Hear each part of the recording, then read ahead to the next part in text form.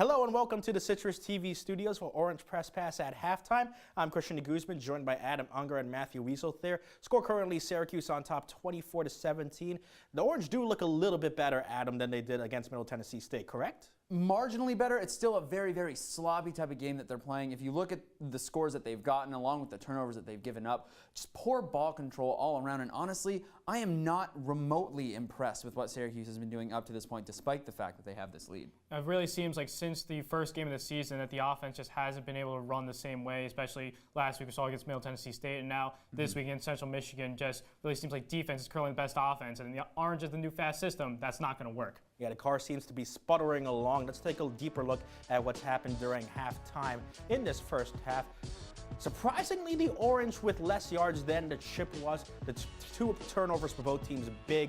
Shows you how the defenses have played. Adam, what stands out most to you about the first half stats? What stands out most is something that we're going to be getting to a little later. It's just that this rushing game has just been lackluster, and they showed improvement from game 1 to game 2, and then the improvement that we saw in Central Connecticut State is eons better than it was last season, but today they're just falling off, slipping. And the possession time really is kind of interesting too. This Syracuse team is a team that really likes to get a lot more plays from their opponent. Even though they play so fast, they have the ball for most of the time in the game. Right now, losing the possession obviously is about 50-50, but you can't be having that and expect to be winning this game.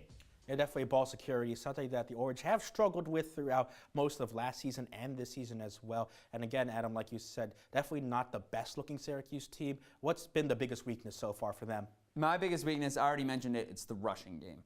Listen, you can't have a true freshman fumble on his first touch. You can't average less than 3 yards per carry, and you can't run to the outside if the running back is just going to get slammed by a bunch of linebackers. There's no Chris Elmore, there's no Ravion Pierce. This rushing offense is struggling because there are just 5 offensive linemen out there, and Sam Heckel went down with an injury and came back. He's not 100%. You can see it out there the way he's getting pressured off that edge, both in the run and in the passing game. The rushing game has been awful. And that leads into my weakness, which is really picking up coverages. It's on both sides of the ball. First, you got to start with the rushing game and really the blockers.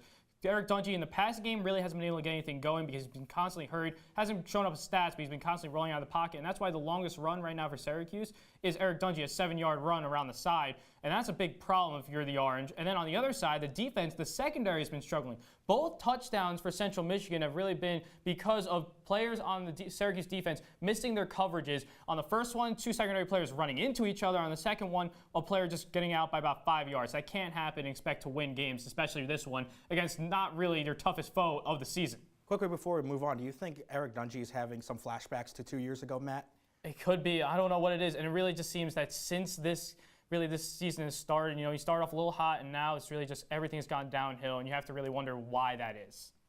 So 24-17 currently is the score at halftime. Of course, we saw Middle Tennessee State come back from a 4-point deficit at half last week to win the game. Matt, does Central Michigan do the same and take a victory here? Not in this case. I have Syracuse winning 41-31. The spread on this game, by the way, I'm a huge gambling man, is 9.5.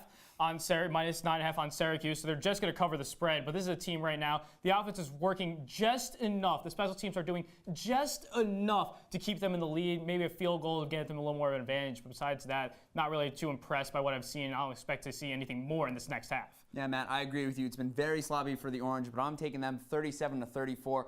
They are almost going to squander this one away. But something has got to just keep the Orange in it. They need this game. They need it. And if they don't get it, I don't know what the rest of the schedule is going to look like. This is going to be rough and just keep going downhill. So I think Syracuse just barely squeaks this one out, maybe by the hair of Eric Dungey or Irv Phillips, or another broken play that becomes a defensive touchdown. If Syracuse does lose, Adam, do they get to 6 wins? They get 2. That's looking scary, but both our analysts think that Syracuse will win against the Chippewas. Enjoy the rest of the game, Syracuse.